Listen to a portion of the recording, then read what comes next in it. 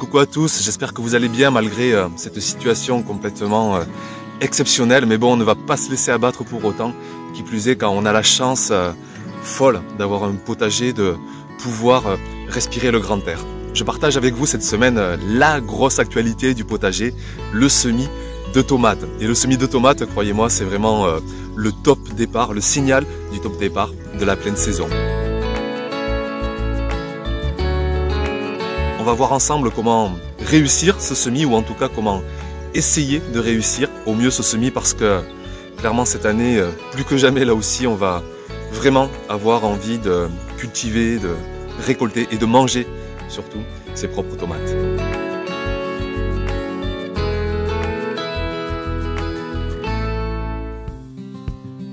Je vous rappelle que vous avez tout le détail de ma saison dans le calendrier qui est dispo sous la vidéo. En téléchargement, c'est gratuit, pas besoin de mail, rien du tout. Et vous voyez qu'à cette période, dans la deuxième quinzaine du mois de mars, c'est la période d'attaquer le premier semis de tomates. Alors pourquoi je sème que maintenant, alors que je vois déjà des tonnes de photos de semis bien avancés sur tous les forums de jardinage sur le net? Eh bien tout simplement parce que le semis de tomates demande environ 6 semaines pour passer d'une petite graine jusqu'à un joli plant, et 6 semaines, ça nous mène jusqu'à début mai, et ça suffit largement, parce que début mai, c'est encore même presque tôt, il y a des risques de gelée, même dans les régions les plus chaudes, comme ici dans le sud de la France. Alors inutile de s'y prendre plus tôt, au risque d'avoir des plants qui seront prêts trop tôt et qui vont végéter inutilement dans leur godet. Avec les jardineries fermées à l'heure où je vous parle, c'est parfois une bonne galère de trouver du terreau pour ces semis. Alors peut-être que vous avez eu la bonne idée de faire du stock, ici c'est pas le cas, et en supermarché ils en ont déjà plus, mais j'ai la chance, la grande chance d'avoir des matières premières qui vont me permettre de faire mon propre terreau, et même sans avoir besoin de terre du potager, parce que sinon, dans le pire des cas, faites avec la terre de votre potager. Ici, je vais faire avec du broyat végétal. J'en récupère des tonnes, des paysagistes qui m'en laissent. J'en récupère aussi à la déchetterie. Et je tamise tout ça pour en récupérer un bon compost bien fin. Ensuite, je prends du sable grossier. Je m'en sers parfois pour alléger ma terre quand je ressens qu'elle est trop lourde. Et pour finir, je me sers d'un compost de feuilles mortes. Je récupère toutes les feuilles mortes chaque année, et 12-18 mois plus tard, ça me fait un joli compost bien fin lui aussi.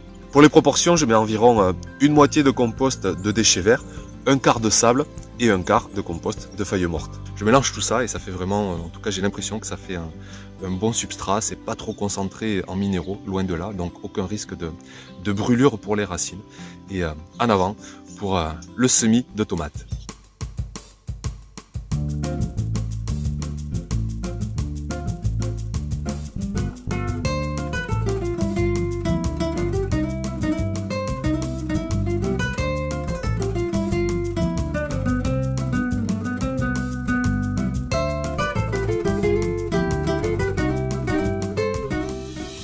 Heureusement, cette année, j'ai des graines depuis longtemps, parce que depuis la fermeture des jardineries, tous les sites de semenciers en ligne sont quasiment en rupture de stock.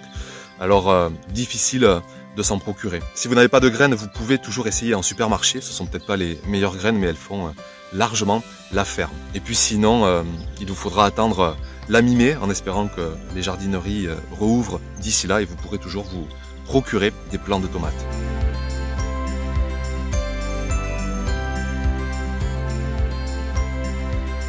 Mais rien de mieux quand même que de partir de la graine pour avoir accès à des variétés folles qu'on ne trouvera jamais dans le commerce, parce qu'elles sont trop fragiles à commercialiser, parce qu'elles sont trop excentriques.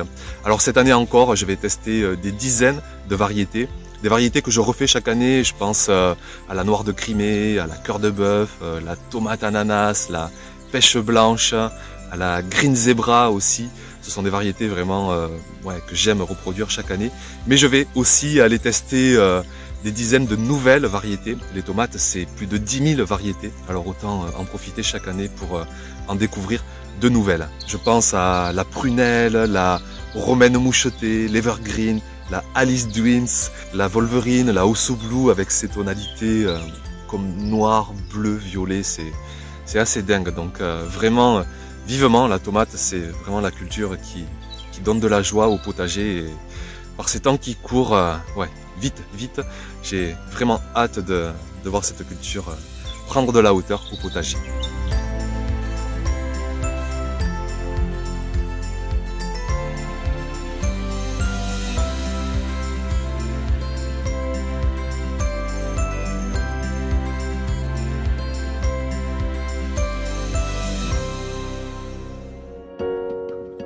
toute première semaine après le semis, la lumière n'aura aucune importance, voire même les graines pourront germer dans le noir total.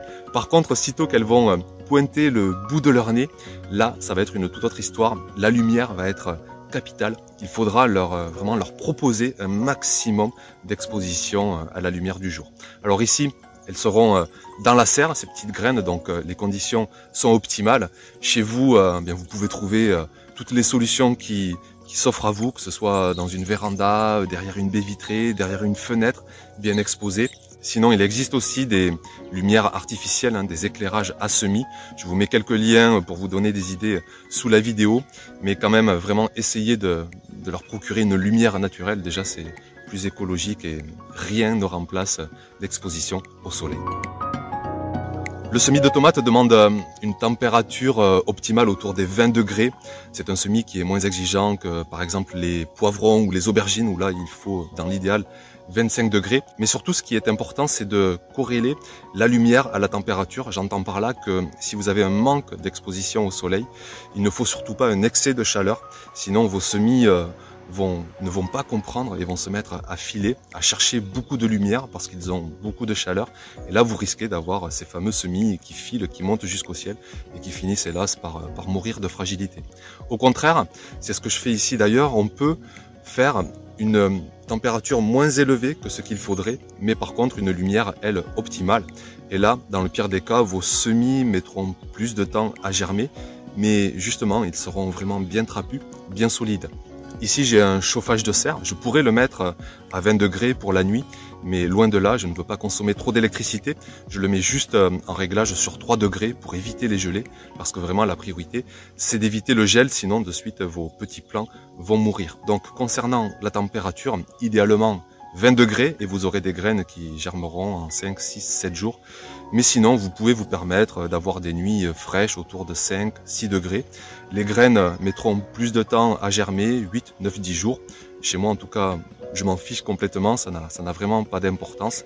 Elles pousseront plus lentement et tout se passera quand même très bien. Et surtout, donc, évitez trop de chaleur avec un manque de lumière, sinon vos semis fileront et finiront par mourir. Autre facteur très important pour bien réussir son semis de tomates, c'est bien sûr l'eau. L'humidité de votre substrat va être très importante. L'eau reste la première source de fertilité de toute vie. Alors, toujours pareil, question d'équilibre, pas assez d'eau, ce ne sera pas bon. Trop d'eau, ce ne sera pas bon non plus.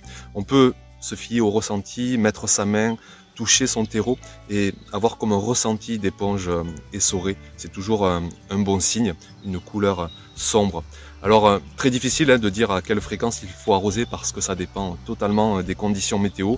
Quand il fait beau comme aujourd'hui, qu'il fait jusqu'à 20 degrés, il faudra pratiquement arroser tous les jours parce qu'il fait chaud dans la serre, il fait vite sec. Et au contraire, un temps maussade, une température de 10-15 degrés, et ça peut tenir largement plusieurs jours, voire même presque une semaine sans arrosage.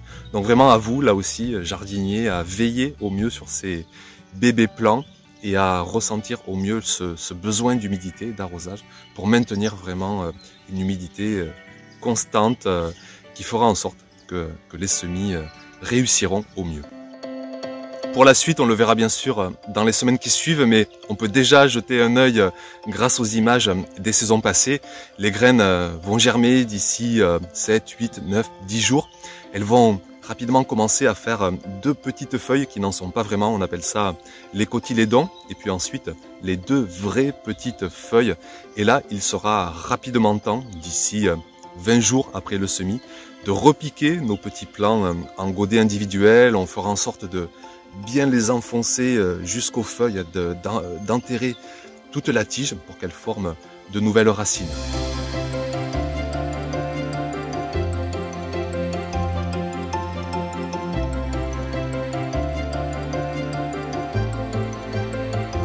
Et puis là, on va pouvoir laisser passer plusieurs semaines jusqu'à début mai, mi-mai ou fin mai selon les régions. Et là, il sera temps d'aller planter nos plants en extérieur. Là aussi, on veillera à enraciner au maximum, à enfoncer toute la tige en terre pour qu'elle génère encore une fois de nouvelles racines pour bien fortifier le plant. On peut même à ce moment-là rajouter un peu de compost si on en a sous la main, parce que la culture de la tomate est une culture très gourmande en minéraux. On n'oubliera pas enfin de mettre un tuteur, parce que les plants de tomates peuvent monter jusqu'à 1,50 m, 2 mètres, 3 mètres, 4 mètres de hauteur. Je pense à la variété pêche blanche qui souvent grimpe jusqu'en haut de mes oliviers, donc vraiment prévoir de quoi soutenir cette culture. Et puis quelques semaines encore plus tard, d'ici fin juin pour les régions les plus chaudes, d'ici fin juillet pour les régions les moins chaudes, on va pouvoir espérer récolter enfin ces premiers fruits, ces premières tomates. Et si vous êtes jardinier, vous savez à quel point une tomate du potager, c'est une toute autre histoire avec les tomates du commerce. J'ai tellement hâte de croquer à nouveau cette culture. Voilà pour cette vidéo. La semaine prochaine, on se retrouve pour faire un tour complet du potager. Ça fait des mois que je ne voulais pas proposer. En fait, depuis les inondations que j'ai eues fin octobre, qui ont mis fin à pas mal de choses. Et depuis, ça y est, la vie reprend de toutes parts. Un nouveau potager se dessine et ce sera l'occasion de vous en proposer une petite visite. Merci de vous relier dans ces moments de confinement autour de cette passion. Ça fait sacrément du bien. Je vous dis à très vite dans une semaine pour une prochaine vidéo. Ciao, ciao!